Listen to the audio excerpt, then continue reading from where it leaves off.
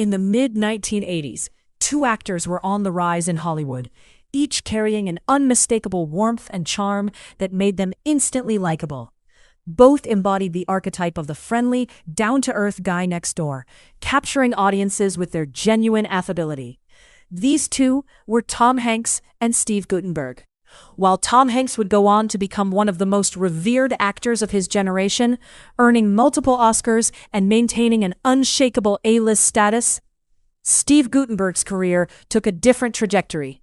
Despite sharing similar appeal, opportunities, and potential, there was one critical decision Steve Gutenberg made that ultimately shaped his entire career path and distinguished his fate from that of his peer.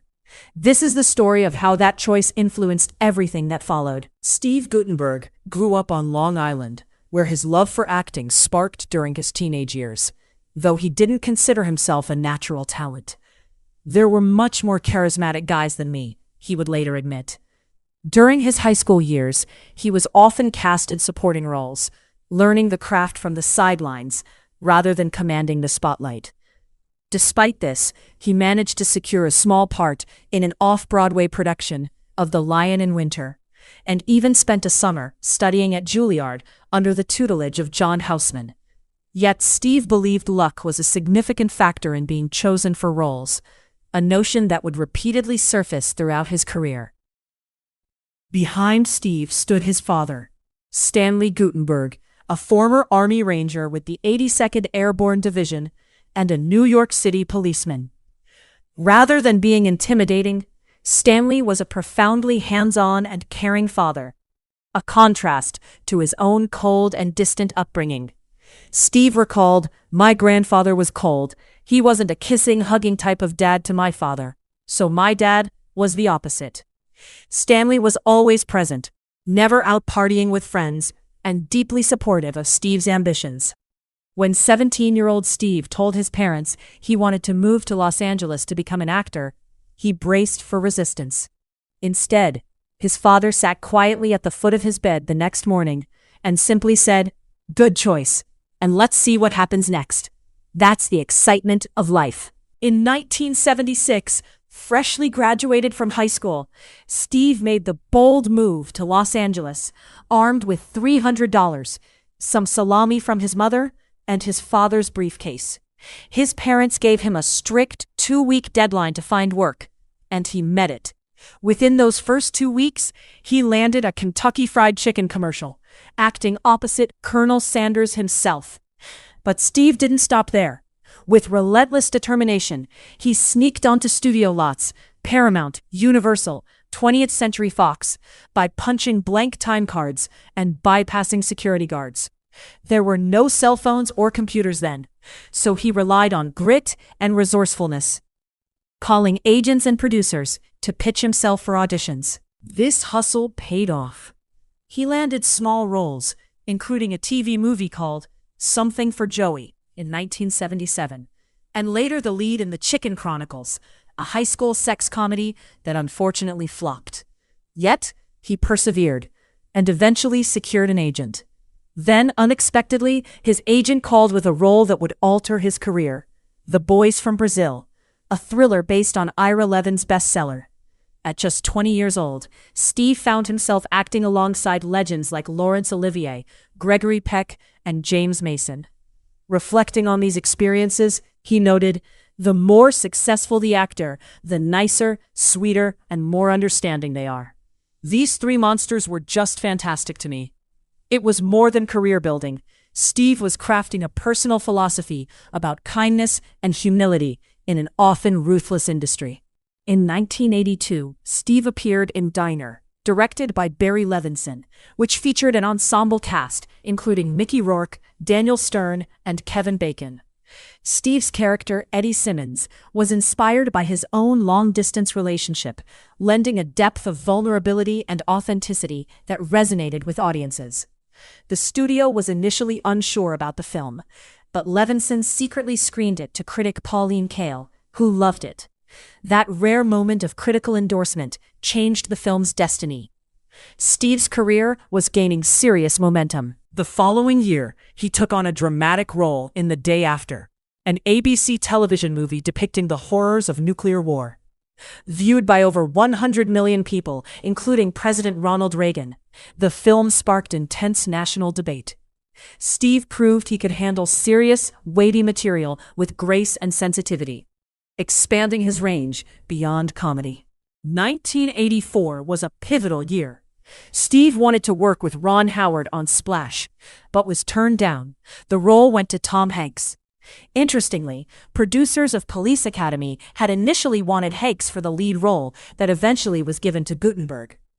Police Academy was a raunchy R-rated comedy about misfits joining the police force, featuring memorable characters like sound effects master Michael Winslow and the aggressive Tappleberry.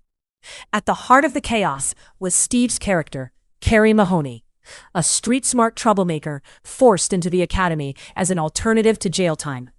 He was the relatively normal, charming guide through the madness, equal parts irreverent and likable. Critics despised Police Academy. Roger Ebert gave it 0 stars, calling it spectacularly awful. Yet audiences couldn't get enough.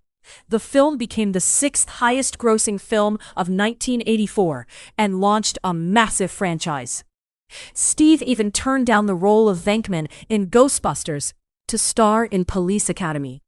He reprised his role in Police Academy 2, 3, and 4, firmly establishing himself as the face of the series, before wisely stepping away to avoid typecasting. In 1985, Steve starred in Ron Howard's Cocoon, a prestigious science fiction drama about elderly residents in a Florida retirement community who discover a pool that rejuvenates them, thanks to alien cocoons hidden beneath the water. Steve played alongside Hollywood legends Don Amici, Wilford Brimley, Hume Cronin, Jessica Tandy, and Maureen Stapleton. His warm portrayal of a character entangled in themes of mortality, love, and second chances was a critical and commercial success, earning over $85 million and winning 2 Academy Awards. The following year, Steve became a hero to a generation of children in Short Circuit. He portrayed Newton Crosby, a robotics engineer whose military robot, Number 5, gained sentience after being struck by lightning. Steve's character exuded uncomplicated charm, bringing humor and heart to the film, which depicted Number 5 learning about life through watching The Three Stooges and reading philosophy. The catchphrase, "Number 5 is alive," became iconic, and the movie grossed over $40 million, becoming a cable TV staple throughout the late 80s and 90s. For millions, Steve Gutenberg was more than a star. He was a beloved part of their childhood. 1987 marked Steve's career peak. First came The Bedroom Window, a stylish Hitchcockian thriller directed by Curtis Hanson. Steve played Terry Lambert, a man who witnesses a crime through his lover's window and becomes embroiled in danger and deception.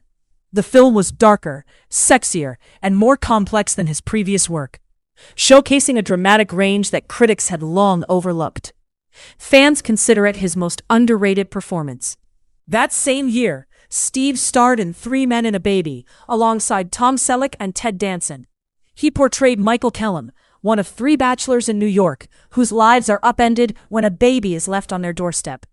The film was a masterclass in fish-out-of-water comedy, chronicling the trio's struggles to care for the infant while juggling careers and social lives.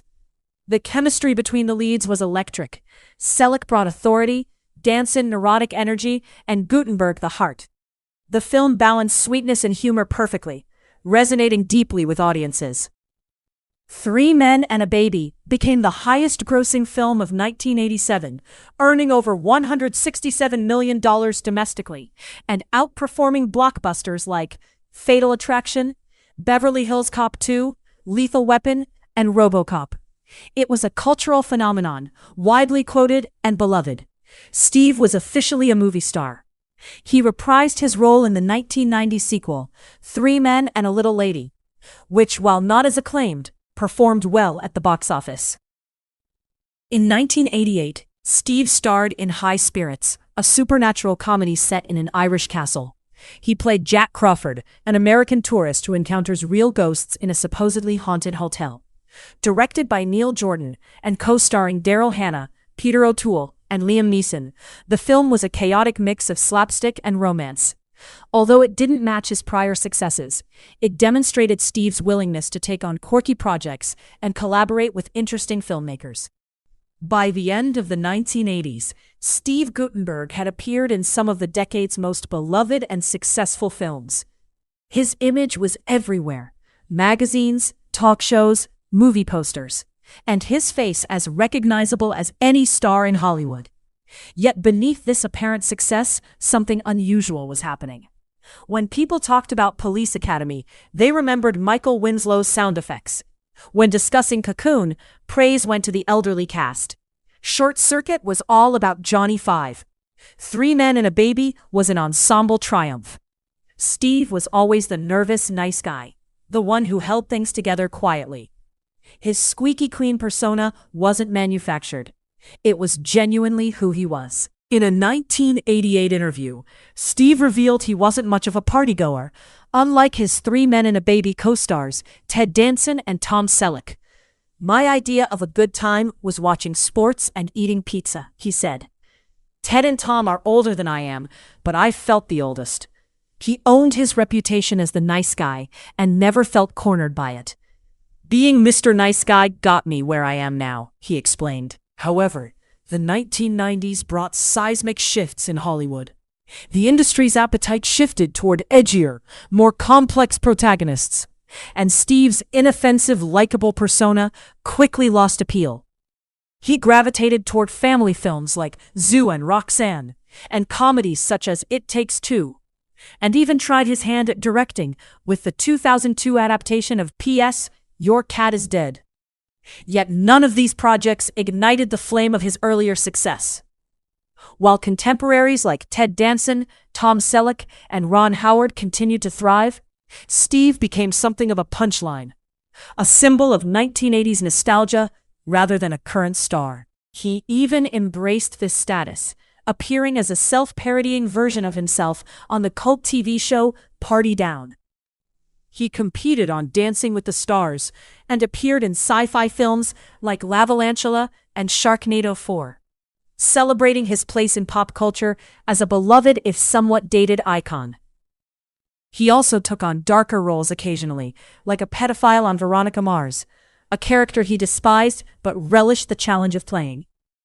Yet he admitted that his reluctance to embrace darker roles had hurt his career.